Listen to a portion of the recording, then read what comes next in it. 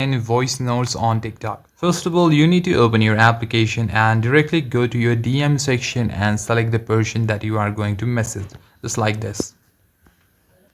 Now, after you select the chat that you want to send the voice note to, simply tap on the message section, and at the end of it, you will find an audio icon over here.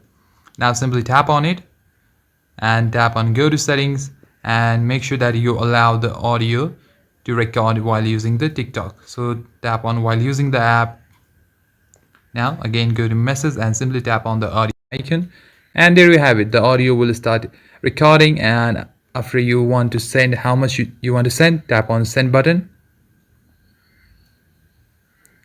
Now your conversation will be sent as the form of voice. If you want to play it, simply tap on play, and there you have it. The audio will start.